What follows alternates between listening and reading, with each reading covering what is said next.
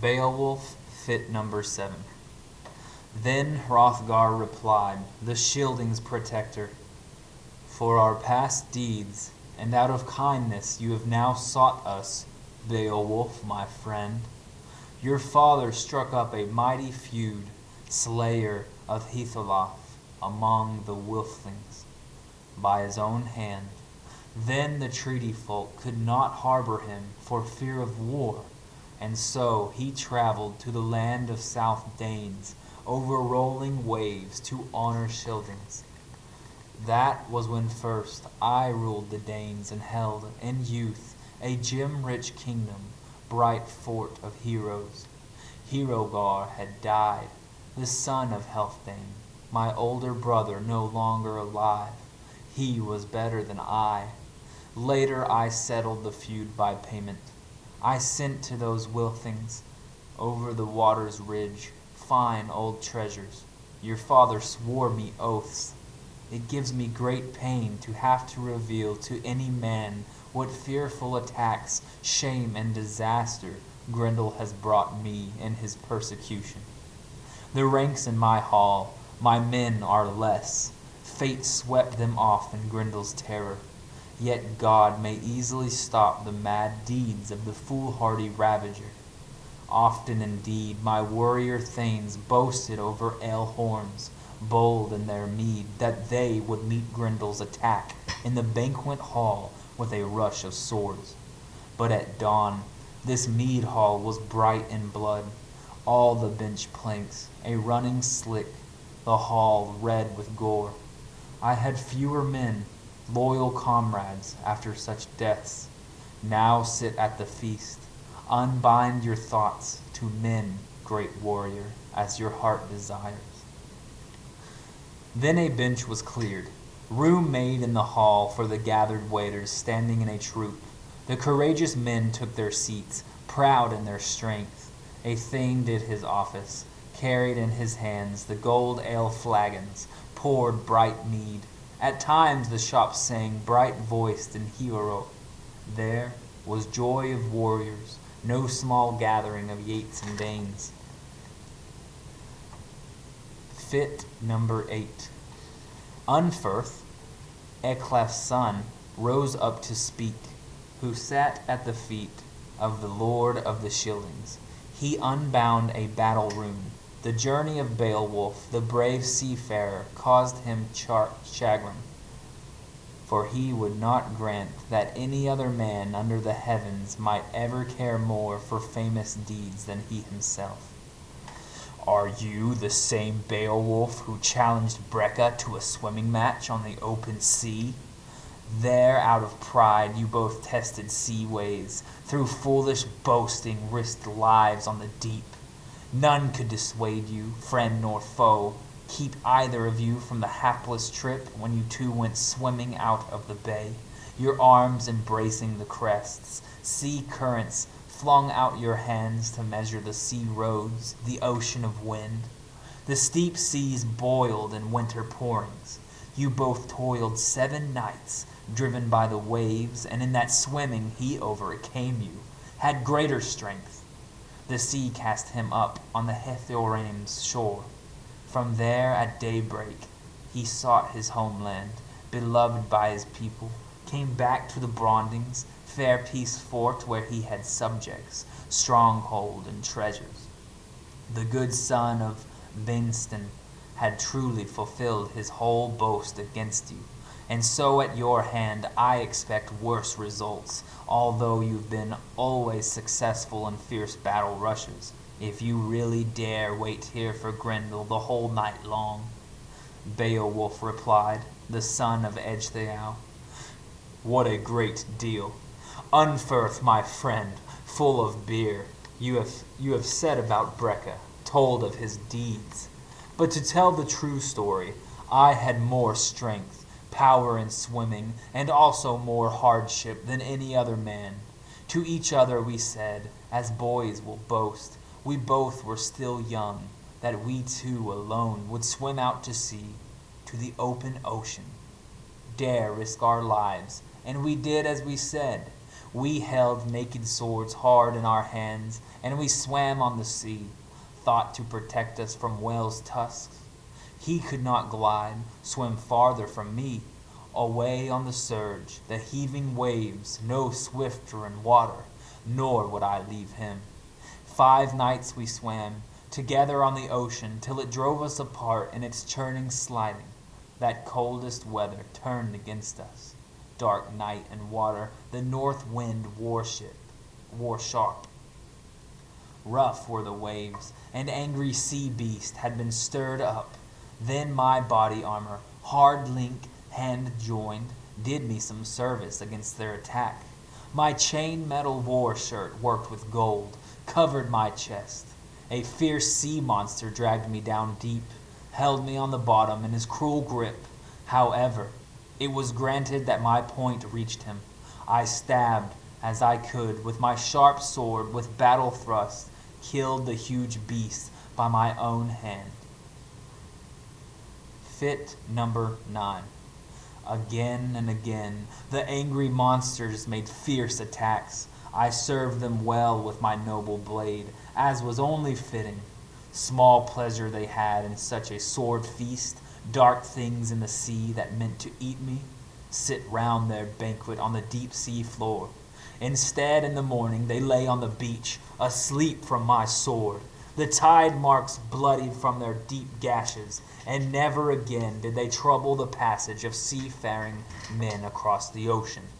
Light came from the east, God's bright beacon, and the seas calmed, till I saw at last the sea cliffs, headlands, the windy shore. So fate often saves an undoomed man when his courage holds. However it was, I had chanced to kill some 9 sea beasts. I never have heard of a harder night fight under heaven's vault, or a man more oppressed on the ocean streams. Yet I survived those clutches and lived, wary in my venture. The sea bore me, ocean's current, lifting walls of water to the land of the lops. I never have heard such struggle, such terror told about you. Never in the din and play of battle did Breca or you show such courage with shining blades. Not to boast about it, though you were a manslayer, killed your brothers, closest kinsmen, for which you must suffer damnation and hell, clever though you are. I'll tell you a truth, son of Ecglaf. Never would Grendel have done so much harm, the awesome monster, against your own leader, shameful and hero, if heart and intention, your great battle spirit, were sharp as your words. But he has discovered he need not dread too great a feud, fierce rush of swords, not from your people, the victory shieldings. He exacts his tribute, has mercy for none of the Danes he finds, but hugs his feast joys, kills and devours, expects no attack from any spear Danes. But I will soon show him, this very night, the courage and strength of the Yeats in combat. Whoever pleases may walk brave to meet once a new day, tomorrow's dawn. The sun clothed in light shines from the south on the sons of men. Then the treasure giver was greatly pleased, gray-bearded, battle-famed, chief of the bright Danes. The nation's shepherd counted on Beowulf, on the warrior's help, when he heard such resolve. There was laughter and noise, a pleasing din, the glad words of men. Wealhtheow came forward, Hrothgar's queen, mindful of courtesies. Attired in her gold, she welcomed the men. The noble lady gave the first cup, filled to the brim, to the king of the Danes, bade him rejoice in this mead-serving. Beloved by his people, he took it happily, victory-famed king, the hall cup and feast. The lady of the Helmings walked through the hall, offered the jeweled cup to veterans and youths, until the time came that the courteous queen, splendid in rings, excellent in virtues, came to Beowulf, brought him the mead. She greeted him well, gave thanks to God, wise in her words, that her wish came to pass, that she might expect help against crimes from any man. He accepted the cup, battle-fierce warrior, from Wealhtheow's hand, then made a speech, eager for compact. Beowulf spoke, Ecgtheow's son. I made up my mind when I set out to sea, boarded our ship with my band of men, that I would entirely fulfill the desire of the Danish nation, or else fall slaughtered in the grip of the foe. Tonight I will do a heroic deed, or else I will serve my last day of life here in this mead hall. These words well pleased the royal lady. The boast of the Geat, the gracious queen, her cloak gold laden, then sat by her lord. Again as before, many words were spoken, great noise in the hall, the company rejoicing, a victorious folk, until, before long, the son of Healfdene wished to retire, take his night's rest. He knew an attack upon his high hall had been planned by the monster ever since dawn, when first light was seen, until darkening night should cover them all, and dark shapes of shadow come gliding out, black under clouds. The troop all arose. Then the old king addressed the young warrior, Hrothgar to Beowulf, wished him good luck, control over the wine hall, and spoke these words. Never before, since I could lift shield arm, have I entrusted the hall of the Danes to any other man, except to you now. Now hold and guard this royal house. Remember fame, and show brave strength. Watch for your foe. A work of such courage will have full reward if you come through alive. All right, now we're on fit number 10. Then Hrothgar went with his band of men, the shielding king out from the hall. The great man wanted to find Wealhtheow, his bed companion. The king of glory had now set a hall guard brave against Grendel, so men had learned. He did special service for the lord of the Danes, kept giant watch, and the Yiddish men trusted completely in his proud strength and the favor of God. He unlaced his chain shirt, iron body worn, and undid his helmet, gave his gold-wrapped sword, finest iron, his gear to a steward, bade him look well to that equipment. Then the good warrior Beowulf the Geat made his boast known before he lay down. No poorer I hold my strength in a fight, my work in battle, than Grendel does his, and so I will not kill him by sword, shear off his life, though I easily might. He does not know the warrior's arts, how to parry and hew, cut down a shield, strong though he may be in his hateful work.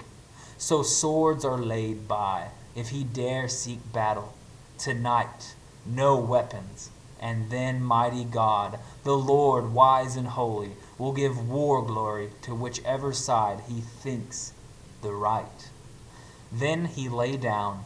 The pillow took the cheek of the battle-brave noble, and round him many valiant sea fighters sank to hall rest. None of them thought he would ever return from that long hall floor to his native land, the people and home fort where he'd been raised, for each one knew dark murder had taken too many men of the Danes already, killed in the wine hall. But the Lord had granted the men of the Weders comfort and help, a weaving of warluck, that they overcame their enemy entirely by one man's strength, by his own powers. It is a known truth that mighty God has ruled mankind throughout far time. Now in the night, the dark walker came, gliding in the shadow. The bowmen slept, who were to hold the gabbled hall, all but one. It was known to men that the demon could not drag them into shadows when God did not wish it. And Beowulf, wakeful, on watch for the foe, angrily awaited the outcome of battle.